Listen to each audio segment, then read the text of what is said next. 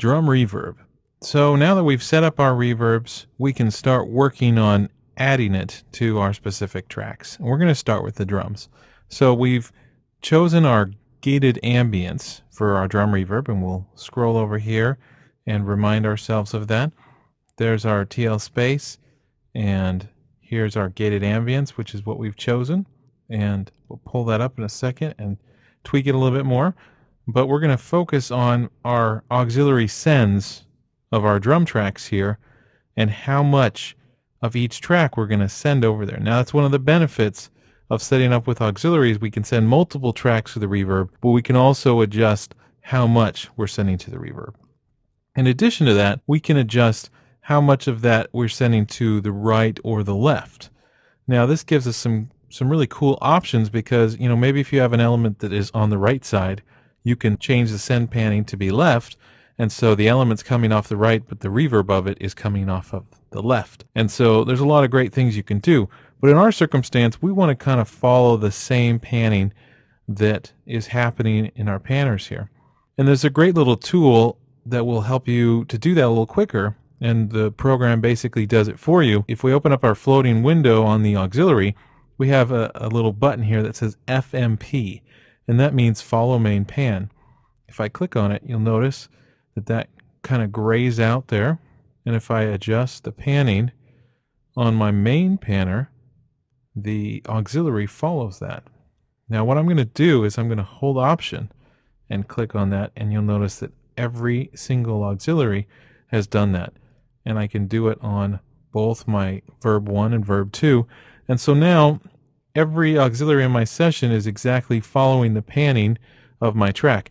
Now later on, maybe I'll say, you know what, I want to do that effect that I was talking about sending the reverb of my signal to the left channel when my track is on the right channel. And so if that was the case, maybe here on the guitar, I could pull up my auxiliary and say, let's not follow main pan, and just that track would not follow it, and I can adjust it independently. So for now, we're going to focus on the drums. What I've done in this session is I have muted the vocals, so the choir and the soloist, so we can just listen to the drums and the rhythm section. And if we want to, the drums have their group on, so we could just listen to the drums and then back with the rhythm. Okay, so what I'm going to do is I'm going to hit play, and we're going to start bringing some of these auxiliaries up, and we're going to just kind of balance the level out to get to the point where there's a good amount of reverb, not too much on certain things. And you notice that some things do not need that much reverb, like the kick drum, for example. So let me show you the extreme here of the kick. See what happens with the kick? Kind of a cool effect, but can kind of take over your mix. So we're not going to really put much at all on the kick, but the big focus is the snare drum. Start bringing those up.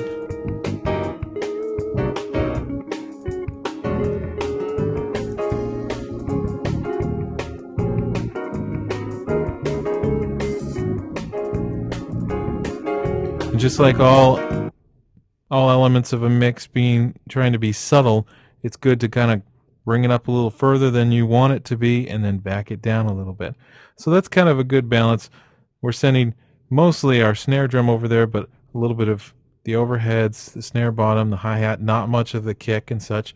And we have a nice balance of our drums, and we can solo our drums and listen. Okay, so it sounded pretty good there. Now we can always go back, now that we got our balance there, and pull up our reverb plugin, and we can go ahead and manipulate this a little bit. Now, with a convolution reverb, just following what it was captured with the impulse response, there's not that much that you can adjust, but there's some things. And so one thing, the early reflections, it's kind of the beginning reflections of the reverb. We can increase the size a little bit, kind of fatten up the snare drum.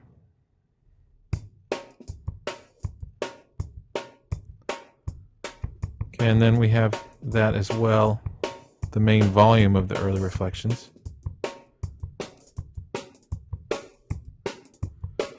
You can hear that's the gated part sort of thing, the end of the tail of the reverb.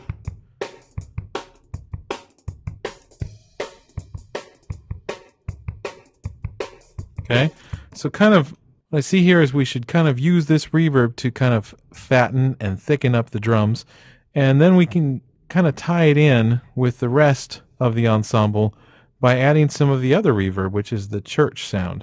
So watch what happens is we just add a little bit of this church reverb in with our drums. They're still going to our gated ambience, but they're going to go to a little bit of both.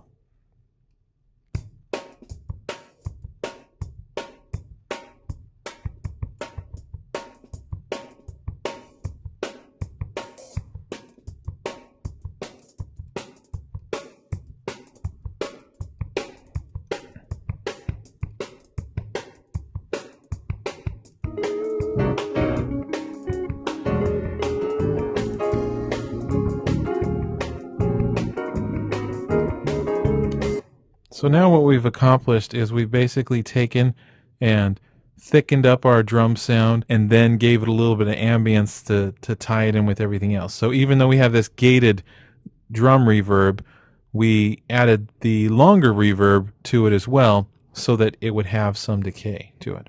So I think we're getting where we want to be with our drums, and that's some of the steps of adjusting your drum reverb in a mix.